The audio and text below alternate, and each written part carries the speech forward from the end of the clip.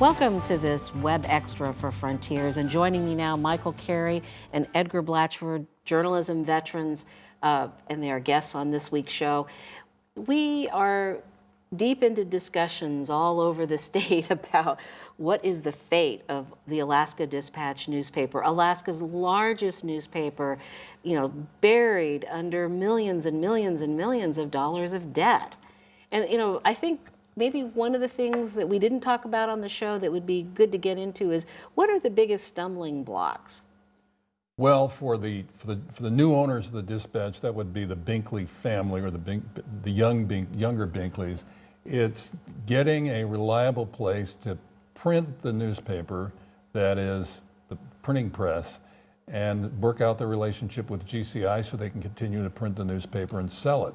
Well, we are sitting in... Yes, we're surrounded by ghosts. This is the ghost of Anchorage Daily News past, and one of the ghosts is me. Well, we are, this studio is in the old warehouse in the Anchorage Daily News building where they stored gigantic rolls of paper. So it's, it's just kind of interesting to be talking about that, because part of the way that this station, got the space was the Daily News didn't need it anymore. They didn't need those big giant rolls of paper. Yeah, and I was using the term ghost sort of metaphorically or in a humorous way, but in a far more serious manner. There was a time, I think it was 1987, when an former employee had been laid off, came in here and shot people right in feet from where we're standing, killed several people. So it was forgotten in the Bob Atwood wrestled the cab driver to the ground. You remember that? Yeah. The actual killing got forgotten in that story. Well, the one thing that you think about is that Alice Rogoff, when she bought the Anchorage Daily News, she sold this building to finance that. Was that a mistake? I think the question answers itself. Yes. This building was built to be a newspaper. It was built for a newspaper. There were all kinds of money put into it, and for example, other things too. When McClatchy's looked for a place to put the paper, they wanted it on earthquake-safe ground. They had earthquake maps of Anchorage to find the ground that would be least susceptible to earthquakes. There were all kinds of considerations that went into building a newspaper, and it never made sense to me to leave a newspaper and go someplace else. It was obviously driven by money. Well, I feel good now because I know I work in a very safe building. At least from a perspective of an earthquake. Yeah. The one thing I keep adding on, and I teach in my classes, is that there's a real need for journalism in Alaska. It is greater than any other state in the union because of the wealth of this state. You have to have trained people who have a curiosity streak in them to find out what the answers are, what's beneath the surface. And the good thing about the Anchorage Daily News, Michael, when you were there, was you did deep analysis of the public policy issues.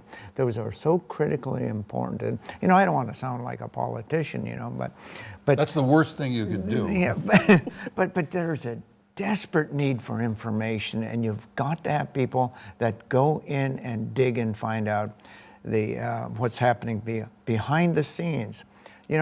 I've been involved in a small town for a long time, and if you don't have someone at a city council meeting just watching, then things can happen that people will question later. And Alaska, Michael, you've covered oil. You won a Pulitzer Prize for it. The paper did. Yeah. Well, you were there. You needed to have some sort of intellectual curiosity, a body that goes out and covers the issues of Alaska.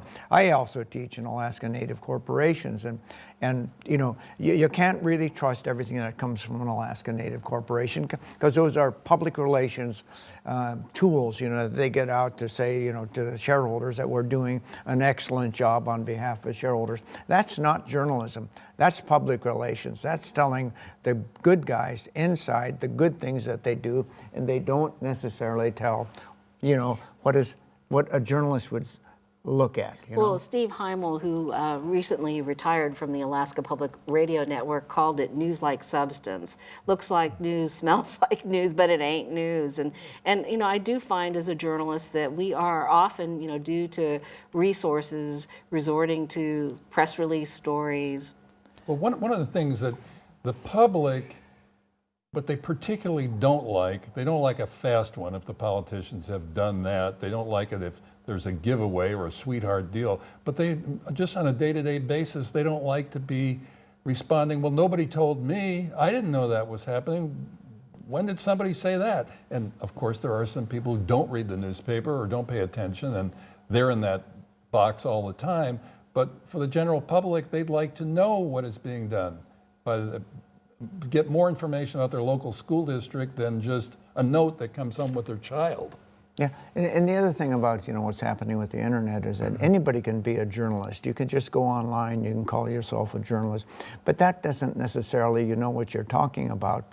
It could be just a regurgitation of your public opinion or an opinion that comes from a special interest group. That's not journalism, but you can call yourself a journalist. You know, and you know, I'm going to go back to it for the third or fourth time, you know, is that this state needs journalism. It needs serious journalism. And the pool is so small and it's getting smaller. You know, that was one thing that, you know, Alice Rogoff, I think, did is brought a lot of serious journalism, but, you know, she subsidized it. Serious journalism is expensive. The movies, making movies, films, Hollywood films are very expensive. Running a newspaper is very expensive. And clearly the costs got away from the Rogoff administration in a way that, well, proved fatal. Or could be fatal. We don't know at least yet. fatal to their ownership. It's a shame, you know, because she invested so much in it, and then to have to walk away from it. Yeah, and you know, it goes back to, you know, what is a newspaper today? It's basically a labor of love, you know, using that old adage, that old cliche, it's a labor of love. You know, you have to be committed to public service, you know, the analysis of the local issues. And, you know, when I look at Alaska and I look at, you know, how big we are and I look at, you know, how wealthy we are, and you compare that with other states, you know, Alaska is wealthier than any of them. And you know, we have such a tiny population, less than 750,000 people or about that.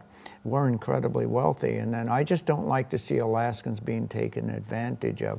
And the only connection you're going to have to keep Alaskans from being taken advantage of, you have to have people who have the courage to go in and tell us, we, the readers, we, the viewers, what is happening in the public arena. We're about out of time, but one of the things, maybe just briefly, both of you could touch on this, is one of the most rewarding things about being a journalist in Alaska is it's a small enough state that a really good series of stories can make a huge difference. Well, one of the great things about being in journalism in Alaska was just the interesting people you met from all walks of life. People did all kinds of different things, and you're sitting at your desk and all of a sudden somebody calls you up. It turns out to be very interesting, and you couldn't have imagined this person before they called you. Or they might even show up at the door.